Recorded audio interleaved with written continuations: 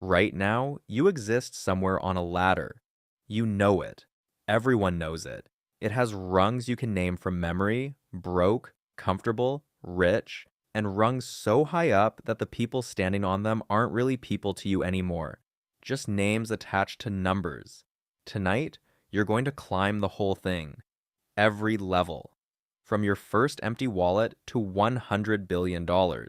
And at every rung, you're going to ask the only question that matters: is it better up here?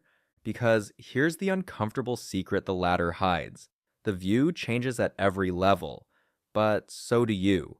And by the top, you may not recognize what's left. Level 1, $0. Not metaphorically broke, actually zero. Your card declines for a $4 coffee and your face goes hot. At this level, money isn't money.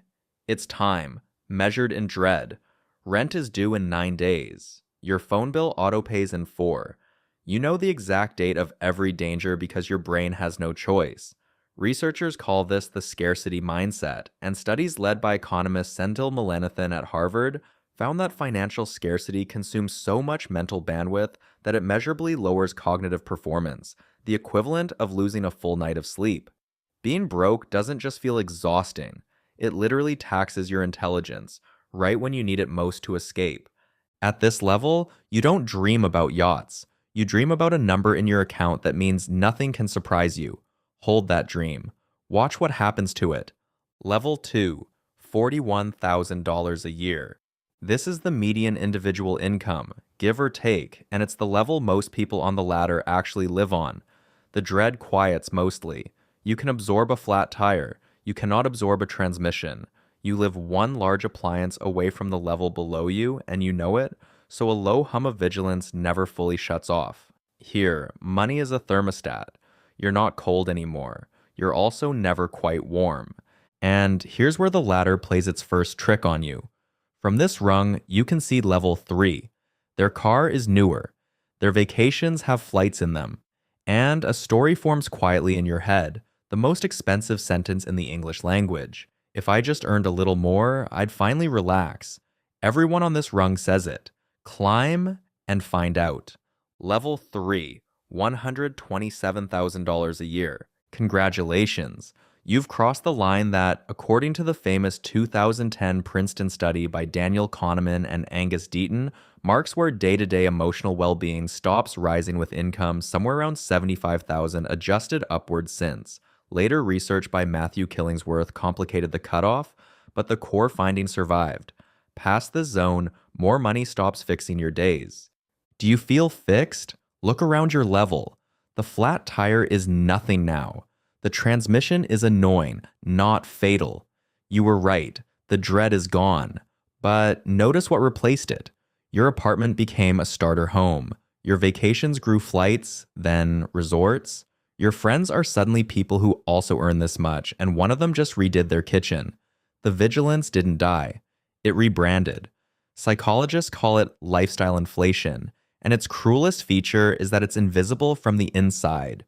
You don't feel richer than level 2. You feel exactly the same, with better stuff.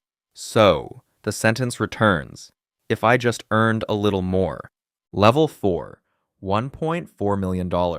Net worth now, not salary. The ladder stops counting paychecks here and starts counting what you keep. This is the millionaire next door, and the researcher Thomas Stanley spent decades studying exactly who lives here. His findings shocked people.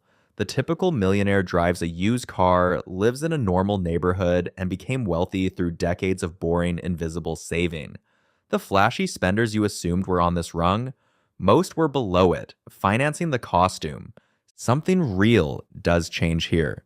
For the first time, you could stop working for a year and nothing collapses. That safety you dreamed about at level 1, the number that means nothing can surprise you, you have it now. So, pause. This is the rung you once defined as enough. Are you stopping? You're not. Because from here you can see level 5 and they have something you suddenly can't unsee. They don't fly coach. Level 5, $31 million. Money stops being a thermostat and becomes a staff, a financial advisor, an accountant, a lawyer. Your time fills with people who manage the money, and dinner conversations shift in a way nobody warned you about. Old friends hesitate before suggesting restaurants. A cousin asks for a loan, and the relationship never sounds the same after, whichever answer you give. Researchers at Boston College ran a landmark study of households worth $25 million and more, asking them openly about their lives. The answers stunned the researchers. Most respondents did not feel financially secure. Most reported anxiety about their children, their relationships, their purpose. And when asked how much money they would need to feel truly secure, the most common answer at every level of wealth in the study was about 25% more.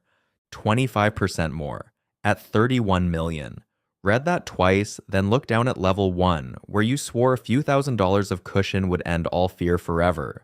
Level 6, $480 million. You no longer have a job, you have holdings. You no longer have a house, you have residences, and a person who manages the people who manage them. Here, the strangest shift of all occurs. Money detaches from spending entirely. There is nothing on earth you cannot buy, so buying stops meaning anything, and the score quietly becomes the money itself. Harvard's Michael Norton asked rich people what would make them perfectly happy, and across the board from 1 million to 10 million to 50, the answer was the same. 2 to 3 times whatever I currently have. The goalpost isn't slow, it's attached to your back. And socially, you've crossed an event horizon. Strangers know your name before you enter the room. Every new friendship arrives preloaded with one unanswerable question. Would they like me at level 2? You'll never know. That question never gets answered again for the rest of your life. Level 7, $11 billion. You are no longer a person with money. You are an institution that happens to have a body. There's a family office, 40 employees managing the fortune itself. There are foundations, boards, security assessments before you visit a restaurant. Your calendar is built by other people. Your words are prepared. Your children will be described by strangers, their whole lives, with your last name first. The money now generates more money in a day than level 2 earns in a decade automatically while you sleep forever. It cannot be spent down. It can only be steered. And here is what the people on this rung say, in the rare honest interviews, the thing nobody below believes. The wanting didn't stop. The ladder kept going. Because above them, there's still a list, a ranking, published every year, and they know their number on it. Level 8, $100 billion. The top. Fewer people live here than have walked on the moon's surface is a sentence that's almost true, and the air is strange. Your wealth is now an abstraction even to you, numbers on documents describing ownership of things that own things.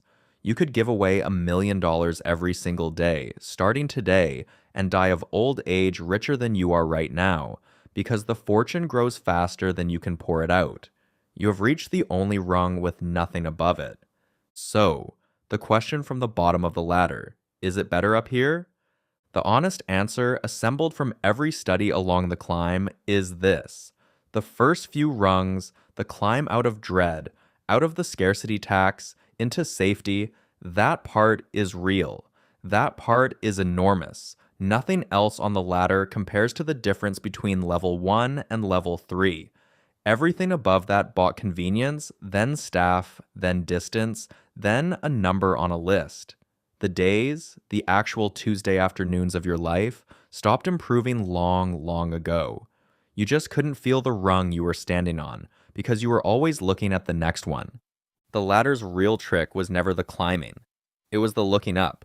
So tonight, find your rung. You know which one you're on. You knew it before this video started. Now do the one thing almost nobody on the ladder ever does.